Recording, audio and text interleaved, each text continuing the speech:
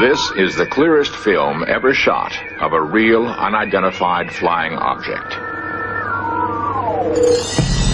68,000 UFO reports have been filed in this country alone. Skeptics, however, pose an important question. If flying saucers are so common, why haven't we captured one? In a remote New Mexico desert, researchers have discovered a startling answer to that question.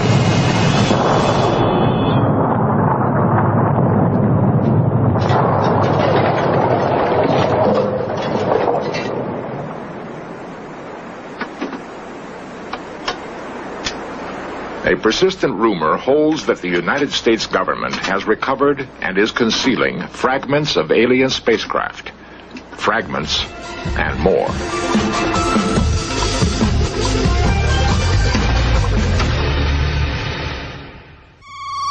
Charges of a UFO cover-up began almost with the first famous flying saucer sightings in late June 1947. It's curious. These reports seem to center around areas where atom bombs and rockets were tested. Were alien forces keeping watch on the new weapons we savages had invented? The flying discs became the Pentagon's nightmare. Seemingly, our fastest jets could never come close to their incredible speeds and right-angle turns. UFOs were said to be able to shut down guided missiles by remote control. The Air Force organized Project Blue Book to officially investigate UFOs. Since its termination in 1969, Blue Book has been alternately praised and damned. Well, the Air Force position is that we investigated UFOs for 22 years. Over 12,000 sightings. Colonel Don Burgrave, U.S. Air Force. About 95% of all the UFOs were explainable. They were weather phenomenon, they were balloons, they were airplanes, they were lightning. And we concluded as a result of our investigations, which was carried out very scientifically, that one, there was no threat to the security of the United States, and there was no evidence that we could ever locate that an extraterrestrial vehicle had landed here. New York lawyer Peter Gersten sued the CIA and FBI to release 5,000 UFO-related documents. The reading of all the documents reveals that UFOs have the ability to render inoperable present-day technology. UFOs have the ability to gain access to our most sensitive military installations, unrestricted and unlimited access to nuclear installations. There's no doubt about it in my mind that there's a government UFO cover-up. Ray Fowler, civilian UFO researcher for 17 years. I've talked to military people who have told me about government cover-ups, how they've been instructed to say this and to say that. And I worked for the United States Air Force Security Service myself, and which worked for the National Security Agency, and I'm very familiar with intelligence operations and cover stories and things like that.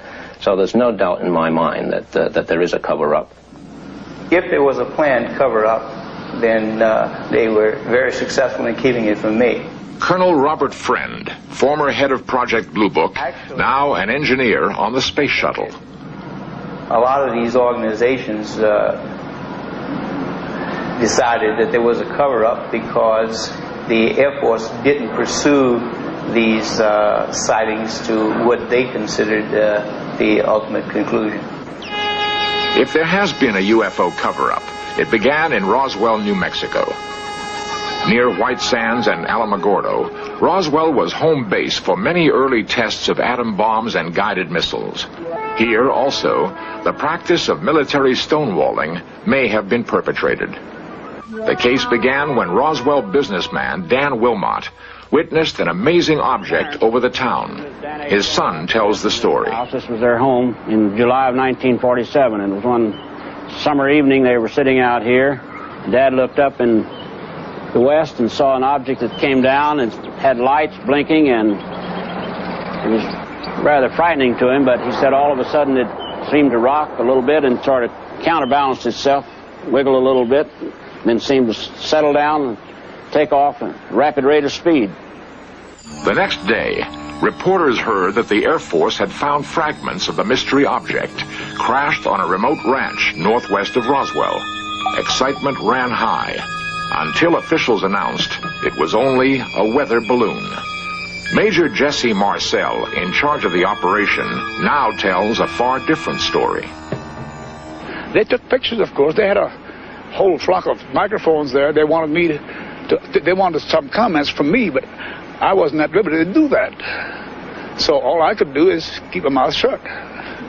And General Ramey is the one who discussed or told the newspapers, I mean the newsmen, what it was and to forget about it. It was nothing more than a weather observation balloon, of course, which we both knew differently. Major Marcel had to keep silent because of his strategic position at that time. He was in charge of all security and intelligence on atomic tests in the United States and the Pacific. Marcel retraced his secret recovery operation across the hot New Mexico desert. We left Roswell perhaps around 3:30 or 4 o'clock in the afternoon. As you can see, it's flat. It is very difficult. In fact, with just verbal directions, we never would have found it. We had to follow the rancher out there. The crash site was so remote, it took an entire day to drive there. The following morning, we went out to the site where the crash was. And what I saw, I couldn't believe there was so much of it. It was scattered over such a vast area. So we proceeded to pick up as much of the debris as we could, load it in the wagon. We filled that up. It took us a good part of the day to do that, because there's such small fragments that we had to do a lot of picking. We found a piece of metal about a 1.5 to 2 feet wide and about 2 or 3 feet long. Felt like you had nothing in your hands. It wasn't any thicker than the foil out of a pack of cigarettes. But the thing about that got me is that you couldn't even bend it, you couldn't dead it. Even with a sledgehammer would bounce off of it. So I knew that I had never seen anything like that before. And as of now, I don't know what it was. There is new evidence that the FBI then got into the case with a different cover story. Lawyer Peter Gersten, searching through declassified government documents, came across a mention of the Roswell case. One of those documents related to an incident in Roswell, New Mexico, which indicated that the object which had crashed was an experimental kite. The FBI investigated the incident and determined that it was terrestrial, that it was from an organization which had been doing research in experimental kites. What did crash in this desert? A UFO? A weather balloon? A radar-reflecting kite? It was not anything from this earth that I'm quite sure of, because being an intelligence officer, I was familiar with just about all materials used in aircraft and in our air travel. This is nothing like that. It could not be. It could not have been.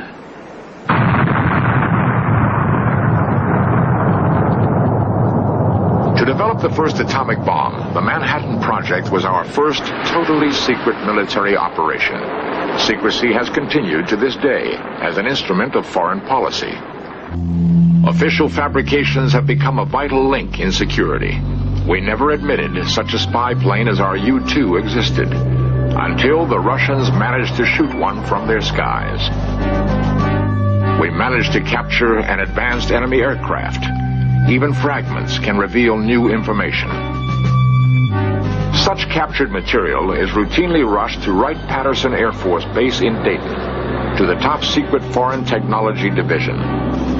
This place is so classified that former Air Force General Senator Barry Goldwater was once denied entrance.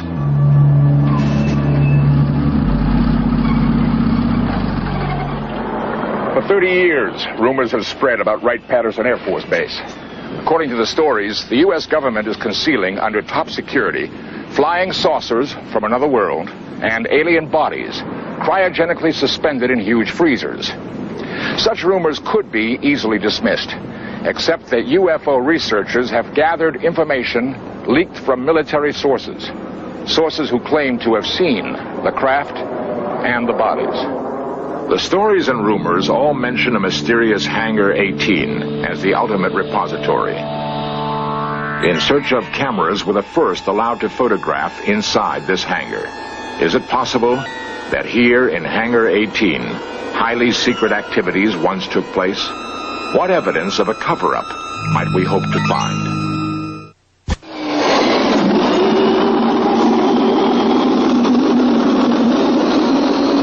Wright-Patterson is one of the largest and most complex air bases in the world. In the Foreign Technology Division alone, hundreds of secret experiments have been undertaken. Continuing military security has made Hangar 18 a mysterious citadel. Some experts believe that new designs have been created here. Every branch of the military has experimented with flying wedges, flying wings, hovercraft, with an amazingly consistent lack of results. The flying saucer shape was an obsession of aeronautical pioneer Edmund Doak. These rare films show static and dynamic tests of his early models. Doak spent 30 years and $250,000 investigating the problems of circular airfoils. Ironically, just when he seemed on the verge of a breakthrough with his Doak 16 vertical takeoff plane, the Air Force canceled development on his projects.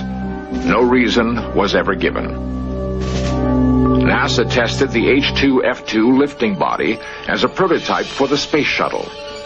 As with all flying wedges, lack of stability was the single unsolvable problem.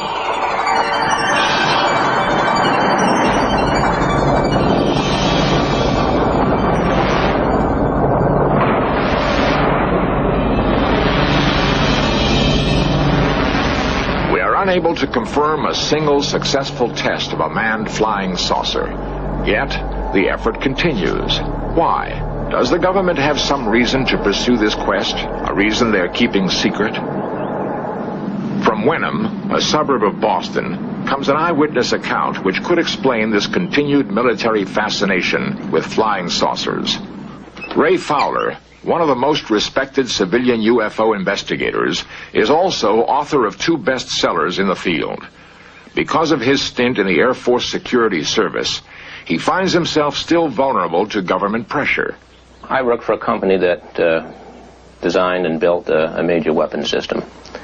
And because of connections within the company, because of connections with Dr. Jalen Hynek, who was an Air Force investigator for many years, I came across information that indicated that this major weapons system, as well as others, had been disrupted by UFOs.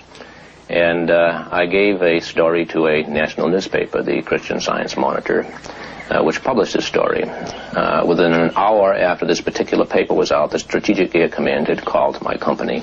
And the following day, the Pentagon called the company and threatened to send a letter of displeasure to the company if something wasn't done about my making these things public. Because of similar pressures in his own work, a friend of Ray's had kept quiet for 27 years with an amazing story. Ray tried to convince the friend to tell his story on In Search Of. I know it's been several days now, and I've been waiting for you to call me on this, but have you come to any conclusions? The man finally agreed, for the first time, to talk, but only under strict conditions. I can assure you that your name will not be used. They made up a name, Fritz, to protect the witness's true identity. And I think the best place to do it probably would be my planetarium, away from the kids and the telephone and things like that. Waiting for his friend to arrive, Ray nervously fiddled with his telescopes. He remembered his extensive investigations into the man's reliability as a witness. In the case of Fritz, I started in 1973, went all the way back through the various companies he worked for, right back to Wright-Patterson Air Force Base, talked to people he worked with, and they all gave him a very clean bill of health, a reputable man, honest man, not the type that would fabricate a hoax, and a very efficient engineer-manager. As the man arrived, Ray recalled the years his friend had wavered about breaking an oath of secrecy. He recalled their long arguments about a greater public good. Would the years of patient persuasion at last pay off? As I understand it, Fritz, you were working for the United States Air Force. The story began late one night in 1953 at Frenchman's Flat, Nevada. The man had been working as a consultant on blast effects of atom bombs when he was suddenly ordered to report for a new mission. What happened after that? We were put on a bus, which the windows were all completely covered with curtains and, in some cases, black paper taped to the windows. And we're driven for 3 or 4 hours, and we're not sure just where we were going. Several of us tried to guess where we might have been. We, at that time, came to the conclusion it was in the area of Kingman, Arizona. After getting off the bus, as recreated here, the scientists were taken to an even more remote location. They had no idea exactly where they were or what they were about to see. We were told that we had been selected for various technical specialties. And I was told that I was to ask any questions that had to do with dynamic loads and nothing more, and I wouldn't get any answers to any other questions.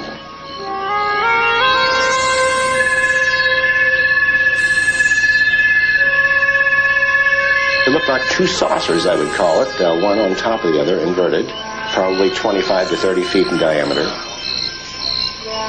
In terms of something known, what kind of metal would it look like? Well, it would look like a brushed aluminum. I'm sure it probably wasn't that. I say that because I noticed no scratch marks. And anything that would penetrate into the sand 20 inches that way would certainly have some scratch marks. No signs of buckling, fracture, or anything? Not that I could see. I accepted it was probably some United States government vehicle, a highly classified vehicle. In fact, we were told that that's what it was. Interestingly enough, one of the questions I needed to know was what the mass of the vehicle was. Well, I can tell a lot of things from the penetration into the desert sand and so forth, but I needed to know the mass. And they told me that they weren't going to let me know that. They perhaps didn't even know themselves. There was also a tent, which I didn't get to look into, but one fellow whom I did happen to talk with briefly until they told us to stop talking, said that he had seen 2 bodies inside this tent, 2 alien-looking bodies. It was brown, leathery skin, had a silver, like a cap on, without a bill. Like a skull cap? Yes, like a skull cap.